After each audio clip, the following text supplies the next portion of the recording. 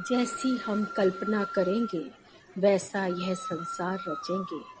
यह पंक्तियां मेरे कानों में गूंज रही थीं और लग रहा था कि क्या वाकई ऐसा होता भी है, क्योंकि जब हमारे मन मस्तिष्क में कोई बात घर कर जाती है तो हम उसी कल्पना में खो जाते हैं और वही कार्य करते भी हैं। और ऐसा हुआ भी।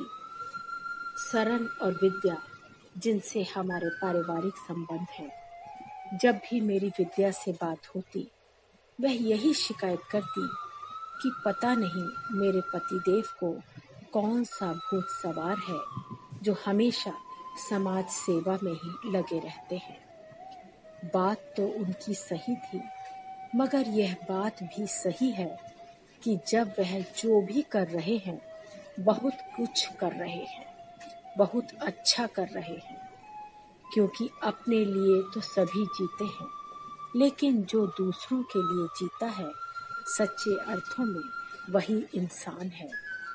कभी कभी तो उनकी लगन व मेहनत देखकर मुझे भी ऐसा लगता था कि समाज सेवा भी शायद एक जुनून है, लगन है, जो लग गई तो बस लग गई।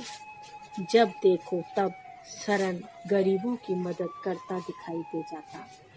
अनाथ आश्रम में जरूरत की चीजें देना, वृद्ध आश्रम में वृद्धों को सही सलाह देने के साथ साथ आर्थिक मदद करना, दृष्टिहीनों की मदद करना, गरीब कन्या की शादी में धनराशि देना। एक बार हमने उनके साथ घूमने जाने का कार्यक्रम बनाया। रास्ते भर विद्या और मैं खूब बातें करते रहे। बातों ही बातों में उसने बताया कि मेरी शादी को लगभग 10 वर्ष हो गए हैं, मगर अभी तक संतान सुख से वंचित हूँ। पतिदेव का कहना है कि मेरी इच्छा किसी अनाथ बच्चे को अपनाने की है। दुनिया में इतने बच्चे हैं, अनाथ हैं, उनको माँ बाप के प्यार की जरूरत है। विद्या ने कहा, जब उन्होंने ऐसा कहा है तो मैंने भी कह दिया कि मैं तो हर परिस्थिति में आपके साथ हूँ, मगर हमारे घर वाले राजी नहीं हैं। वह तो हमारे इस फैसले में बिल्कुल भी हमारे साथ नहीं है। वह सोचते हैं कि पता नहीं बच्चा किसका खून होगा, कैसा होगा, हम तो हरगिज स्वीकार नहीं करेंगे। उनकी बात सुनकर खुशी भी हुई और दुख भी। फिर लगा कि आज के समय में भी लोग ऐसा सोचते हैं। समय बीतता गया।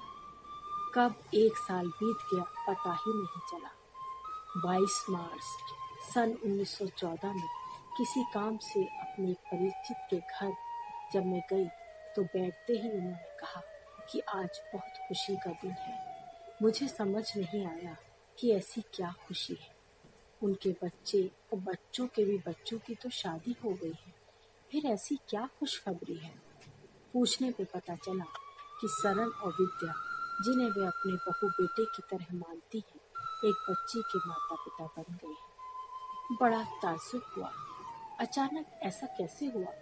मुझे खुशी तो बहुत हुई, मगर शिकायत भी थी कि इतनी बड़ी खुशी यदि मैं उनके ही द्वारा सुनती तो खुशी और बढ़ जाती। जो भी हो, खुशी तो थी, इसलिए हमने उनको बधाइयाँ प्रेषित की। फिर क्या था, बधाइयाँ मिलते ही उन्होंने हमें अपनी परेशानियों से अवगत कराया। शुरू हुई कन्या के जन्म की कहानी। जैसे ही रचना को पता चला कि वह माँ बनने वाली है, वह चिंता में पड़ गई, क्योंकि पहले से ही उसके 2 बच्चे थे। अब वह बच्चा नहीं चाहती थी। उसने यह बात जब अपने पति को बताई तो उसने कहा कि बच्चे को खत्म कर दो, हम इस स्थिति में नहीं हैं कि एक बच्चे का भार सहन कर पाए। रचना चिंता में पड़ गई। माँ होकर वह अपने बच्चे की हत्या कैसे कर सकती थी। जब उसे कुछ समझ नहीं आया तो उसने समस्या के समाधान हेतु यह बात अपनी सहेली विद्या को बताई। विद्या को लगा यह तो बहुत अच्छा अवसर है, क्या पता यही ईश्वर की मर्जी हो। यह सोचकर उसने जब अपने पति सरन को यह बात बताई तो उसे भी अपनी पत्नी का सुझाव अच्छा लगा और दोनों ने मौका देखकर अपनी बात रचना और उसके पति के सामने रख दी। चूंकि रचना और विद्या दोनों ही पुरानी सहेलियां थीं और मायके की तरफ से दूर के रिश्तेदार थे, वह इस बात के लिए राजी हो गई। विद्या के पति सरन ने रचना से कहा कि आज से बच्चे के जन्म तक आपके ऊपर होने वाले समस्त खर्चों को हम ही वहन करेंगे। बच्चा चाहे जो भी हो, लड़का या लड़की। समय बीतता गया। रचना पटना में रहती थी और विद्या जयपुर में। विद्या ने सोच रखा था कि वह जब बच्चे को जन्म देगी या जन्म का समय आएगा तो पटना जाकर ले आएगी। किसी को इसकी जानकारी भी नहीं होगी। मगर कहते हैं ना, जो हम चाहते हैं वह कभी होता नहीं। कुछ ऐसा ही रचना के साथ भी हुआ। रचना को 7वां महीना चल रहा था। वह अपने पति के साथ किसी जरूरी काम से जयपुर आई। जयपुर आते ही उसकी तबीयत खराब होने लगी। दर्द शुरू हो गया। उसको अस्पताल ले जाने की नौबत आ गई। तब रचना के पति को लगा कि सरन को बुला लेना चाहिए, क्योंकि डॉक्टर का कहना था कि प्री मैच्योर डिलीवरी करनी पड़ेगी। सरन ने पूरी कोशिश की, यदि इसे किसी तरह रोका जा सके तो दवाइयों द्वारा रोक दीजिए।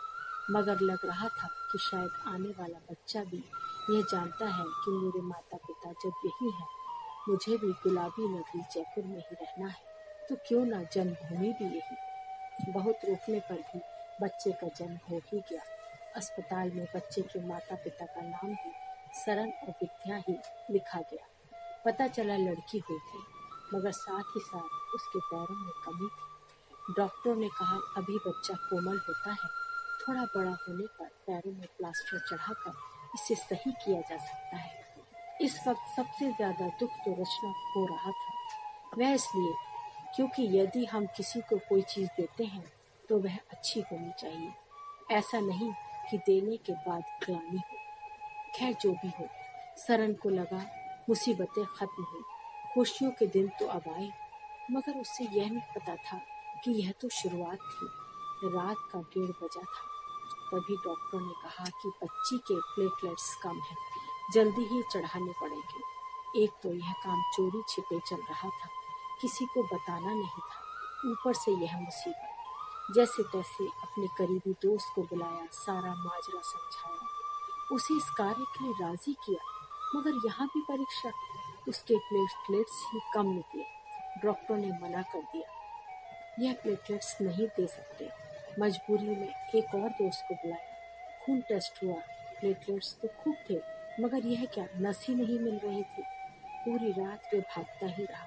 उधर बहुत कोशिश करने के बाद भी जब नस नहीं मिली तो डॉक्टर ने मना कर दिया और कहा किसी और क्या ले जाइए, हमारी सारी कोशिश बेकार हो गई है, ज्यादा करेंगे तो मशीन खराब हो जाएगी। सरन ने ईश्वर को याद किया, डॉक्टर से मन्नत की, जैसे भी हो इसी से काम चलाइए, अब तो यही अंतिम सहारा है। शायद ईश्वर को भी दया आ गई। नस मिल गई और बच्ची को बचाने की प्रक्रिया शुरू हो गई। इधर बच्ची की असली माँ अलग अस्पताल में पड़ी थी, जहाँ वे अपने किसी रिश्तेदार को बुला भी नहीं सकते थे। इसलिए उसको देखना, खाना पहुँचाना, दूसरा बच्ची के पास रहना, तीसरा एक और मुसीबत थी, वह यह है कि उन्होंने जो बात घर वालों को नहीं बताई थी, अब बताने का मौका आ गया था।